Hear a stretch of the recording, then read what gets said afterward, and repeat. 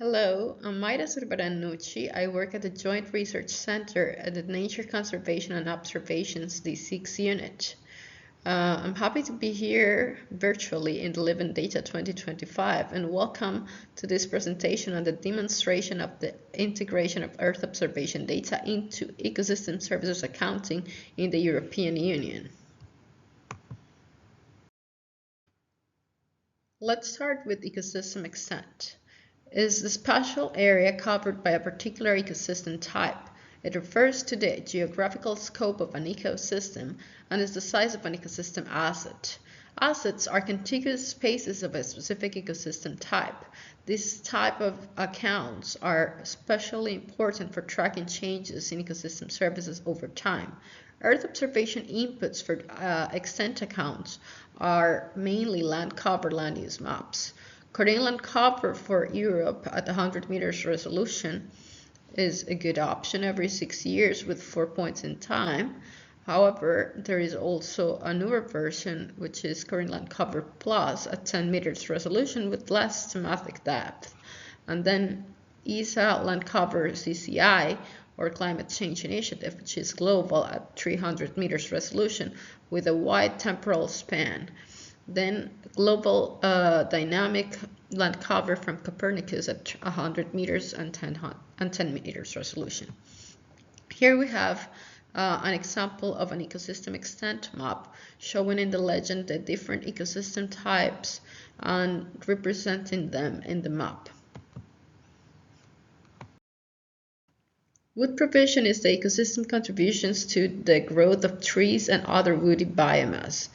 The model uses the net annual increment that is then allocated spatially using land cover maps specifically tailored to the forest type. Then the allocation is weighted by dry matter productivity. These inputs are the ones that are shown in the graph. Crop provision is the ecosystem contributions to plant growth and as approximated by the amount of harvested crops. The model of crop provision is based on a statistical input that then uses spatial praxis for its distribution. For this service, an important input is crop yield. However, no Earth observation product that covers the EU for this purpose is currently available. So the model of Capri provides this up to 2018.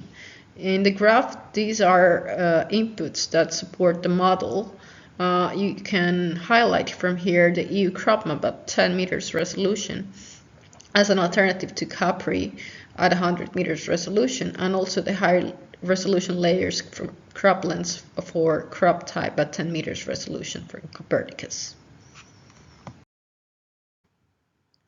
Local climate regulation is the ecosystem contribution to regulating ambient atmospheric condition in urban areas through vegetation. It estimates how vegetation influences air temperature via tree cover density, evapotranspiration, and land surface temperature. The output maps the capacity of green spaces to reduce air temperature. So the inputs that support this model are mainly land surface temperature, tree cover density, and evapotranspiration, for which there are several options. For land surface temperature, you could use composites to cover or fill gaps due to cloud coverage. Air filtration is the ecosystem contribution to filtering airborne pollutants through the deposition, optic fixing, and storage of pollutants by ecosystem components. This mitigates the harmful effects of the pollutants. The main drivers are the concentration of pollution and the deposition velocity by which vegetation is calculated based on the live area index. The seasonality should be considered in the model since LAI and pollution vary greatly, even within a month or within a day. Pollution mainly. So we have here live area index options from MODIS and Copernicus, and an hourly product at 0.75 degrees of concentration of PM10 from Copernicus. Crop pollination is the ecosystem contribution by wild pollinators to the production of crops.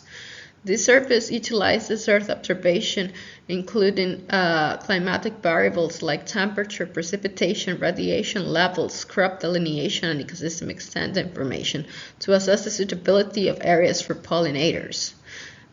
Digital elevation maps are one snap in time due to slow changes in this kind of products.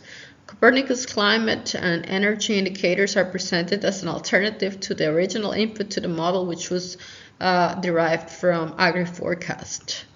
So here we have to note, for example, OpenStreetMap, an open access alternative to TeleAtlas. And also the high resolution layers of Copernicus crop types for compensating or as an alternative to the Capri crop types. Global climate regulation is maintained through ecosystem processes such as carbon sequestration and carbon stock, which are uptake and storage, respectively. Carbon sequestration and stock are calculated from greenhouse gas emissions. Sequestration removes gases from the atmosphere, while stock stores carbon in ecosystems. The global climate regulation model is based on LULUCF. So these statistics are spatially distributed using the spatial proxy of gross dry matter productivity. This Earth observation input is the one on the graph for which we have two options. Nature-based tourism is the ecosystem contribution in particular through the biophysical characteristics and qualities of ecosystems that enable people to use and enjoy the environment. This is modeled using a recreation potential map, which has many inputs such as ecosystem extent, distance to coast, burnt areas, and protected areas like Natura 2000 sites.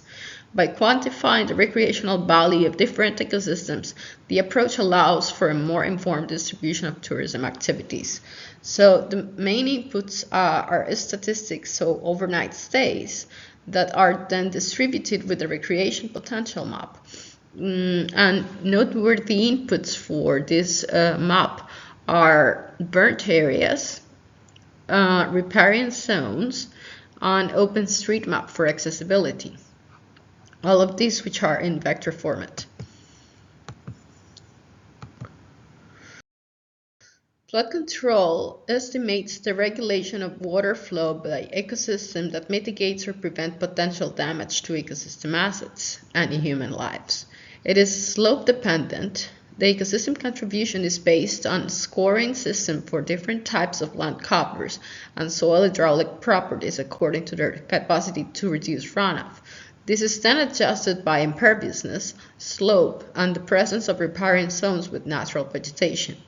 So the Earth observation inputs that support this model are population, for example, from the global human settlement layers, riparian zones, OpenStreetMap, which replaces then TeleAtlas, then imperviousness from Copernicus, and currently we are using Copernicus EU DEM, or Digital Elevation Map, version 1.1. On-site soil retention refers to the ability of ecosystems to reduce on-site erosion rates resulting from rainfall. The model applies to the revised universal soil loss equation. On-site soil retention by ecosystem is quantified as the difference between the worst-case scenario and the current situation. The fraction of vegetation is an input to the C factor. Digital elevation maps are used for the length slope factor, and crop types are used for arable land in the calculation of C factor. And these are the inputs that you see on the graph in my left.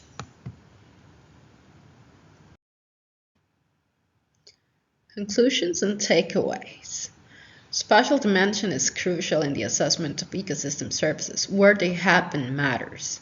Earth observation-derived products bridge data gaps, providing proxies that otherwise would not be there and facilitate the development of ecosystem services models. The integration with other data sources is needed, and it's key, such as statistical data and in situ measurements. Future advances in Earth observation hold promises, like increased open access and higher spatial and temporal resolution. Thank you for your attention. If you have any question, please email me to the email here in purple. Have a nice rest of your day.